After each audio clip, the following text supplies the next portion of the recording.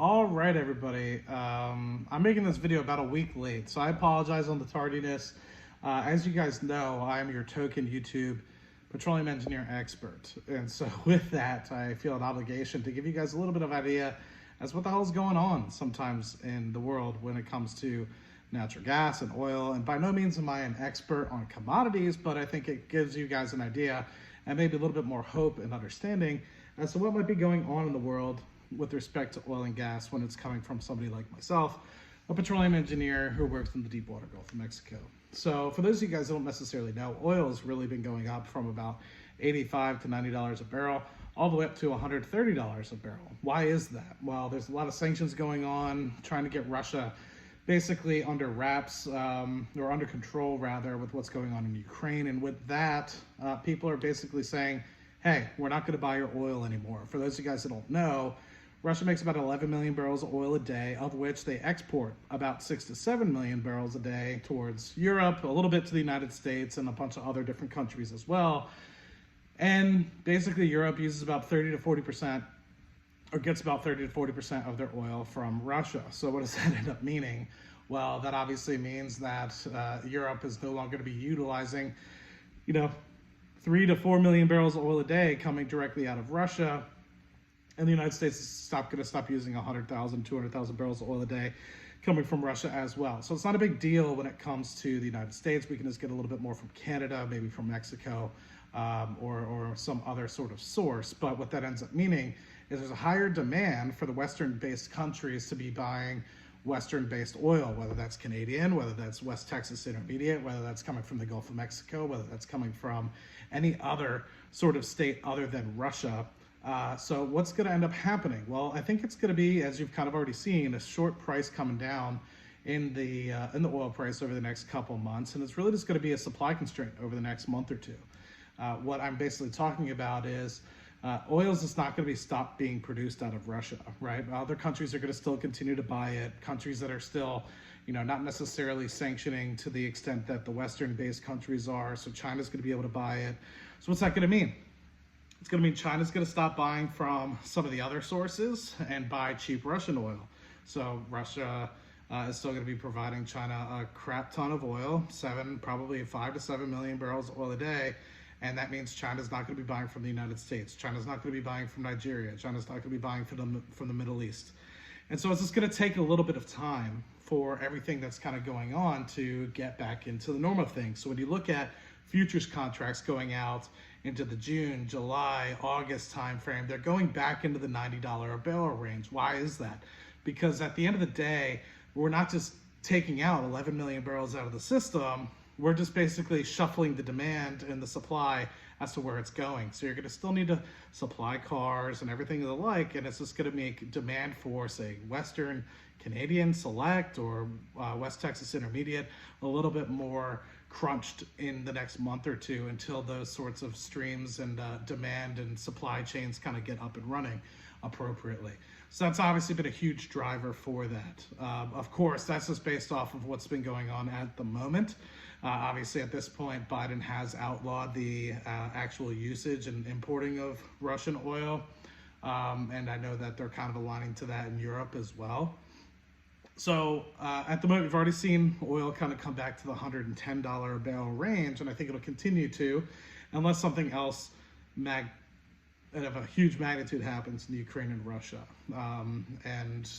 What I think a lot of people have already started to do, even before this recent spike up to $120 a barrel, $130 a barrel, is rush into oil stocks. Now, what I want to let you guys know is institutional investors are not stupid. If you kind of look back into the 2014 timeframe, 2013, 2014 timeframe, when oil is trading at about $100 a barrel, you'll notice that the price to earnings ratios of a lot of those companies was in the high single digits, low double digits. So what does that mean? It means that as you potentially go higher and higher into the oil price, people know that high oil prices bring low oil prices. Just like in 2008, we saw the price of barrel go up 140 bucks. It crashed down to 28. 2014, we saw it go just over 100 bucks. It crashed down to about the same, $25, $30 a barrel. we saw the price of oil go back up to the $75 range in 2018, and it went negative. Obviously, that was due to some supply constraints associated with, or demand constraints rather, or demand destruction associated with the pandemic. But at the end of the day, high oil prices brings people chasing after the oil price, trying to drill more, and that brings inflation and oil field services costs and yada, yada, yada. So what I will caution is, just because the oil price has gone up, let's just say 50% or so over the past month, you haven't seen Exxon go up 50% over the past month. Yes, Exxon's been on a great run, but it hasn't gone up over 100%, right? At its best, I think Exxon's a $100 stock, and that's with everything running on all 4 cylinders, 8 cylinders, 12 cylinders, however many cylinders you want. But it's not going to go up to $200 a share. It's not going to go up to $300 a share. Why is that? It's a cyclical business, so institutional investors will make sure that they get their profit, and it'll slowly start to have an earnings multiple contraction, where it's going to go from a 15 PE to an 8 PE. Even though the earnings are rising, people know it's a cyclical business. Oil price goes up and it comes back down. So same thing with materials, same thing with a lot of different commodities businesses. So I'll just be cautious if you are thinking about investing in oil, to recognize that. Where I have seen some opportunities is some service companies, oil field service companies that were struggling to make ends meet, even at the $75 to $80 a barrel that we were seeing a couple months ago. And they posted 4Q earnings where they were barely still making cash flow, right? And they were still reporting negative earnings. So I think if you're able to ride those companies out, could be higher risk, higher reward. But I still think that there's some oil field services companies that are lagging a little bit behind, and you're truly starting to see, and you will start to see, inflation in the oil field services, specifically if we remain above $100, $120 a barrel, but even still if we remain $80 to $90 a barrel, you're going to see those oil field services continue to go up and to the right. And for those of you guys that are unfamiliar with this, I want you to take a quick opportunity to look at the profit margins, what was going on in 2012 for oil companies, big upstream companies, 2013 and 2014. You'll see that in 2011, 2012, earnings were doing extremely great, but the oil price kind of flattened out. And so what that ended up doing is people kept trying to run the treadmill. And when you're trying to run the treadmill, trying to get a lot of services going in, inflation cost for oil field services goes up and to the right. And if the oil price is kind of staying flat, your margins kind of shrink over time. What we've been able to do over the past several years is actually capture deflation. Obviously, people are shutting in, bankruptcies. A lot of people are laying people in terms of field services off. They're saying, hey, we don't need your services anymore. And if we do, we're going to pay hell of a lot less, because there's a lot more supply of you guys and the demand is shrinking. Obviously, we're laying down rigs. We're not drilling as much in the deep water. We're not drilling as much onshore. We went from over 1,000 rigs running in the US to just under 200 at one point. So all those sorts of things leads to demand destruction, which leads to deflation of prices. So we're kind of getting to the point now where we've already had an inflection point in mid 2021. Prices are kind of coming up and to the right again for field services.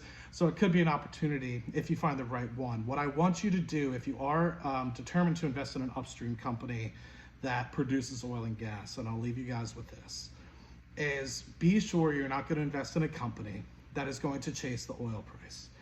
And the reason being is, when you load up triple the amount of rigs you're using, quadruple the amount of rigs you're using, your cost of operations goes up substantially. And when the oil price does eventually snap back, and it will, because I think a lot of this stuff will kind of keel over the next year or so, oil prices will come back down to reality. And what's going to end up happening is you're going to have exactly what happens all the time. It happened in the 80s, happened in the 90s, happened in the early 2000s. It happened in the early 2010s until we started getting to the 2012, 2014 timeframe. And it happened over the past 5 to 6 years. It's a cyclical business. And you can apply this sort of methodology also to metals, although it's slightly different. Find the companies that are being prudent about cash management. Find the companies that are not just going to load up on debt and balance sheets because it's appropriate. Look at the companies like, excuse me, the Shells, Exxons, BPs of the world that have been paying down a lot of their debt and running a healthier company and being prudent with their cash. Now, I'm not saying always do buybacks and stuff of the like. I don't think that that's prudent, especially for those European oil majors. I think they should be running more into renewable spaces, especially if they agree that the return on capital is above 8%. It doesn't make sense if you're paying $10 billion in buybacks. If you could spend that in a couple of years, be making $800 million a year in EBITDA. That's a different story for a different day. Just be prudent. Look for opportune companies that are coming back, have withstood things. And if you want a little bit more risk, understand that. Understand that it could be more risk. Transocean is a good example. Oxy was a good example, where now people are being rewarded because the oil price saved them. They weren't doing too hot when it was, say, $40 a barrel, especially with all the debt load that they had to take on due to the Anadarko deal. But yeah, the oil prices really saved them, and obviously because of that, that's why you're seeing the price scream up over the past several weeks, is because people weren't really sure. People were still kind of skeptical, like, are they going to make this out whole or not? They were just a downturn away from really being destroyed, and 1 or 2 quarters of where they're at, they'll be able to pay down a lot more debt, get back into good shape, and so that's why people are kind of rushing back into Oxy. Find a diamond in the rough like Oxy. Oil field services that have been beaten down. Look for somebody that's just on the brink of break even and making some good money and has the opportunity, by putting rigs back to work, by putting employees back to work, getting those contracts back into the swing of things, that will benefit from this. But make sure that it hasn't been overvalued yet, and just be sure in this sort of market, it is cyclical. Take your profits. So I'll talk to you guys on the next one. Hope this one helps. And if you have any questions, leave it in the comment section down below. I'll talk to you guys on the next one. Cheers.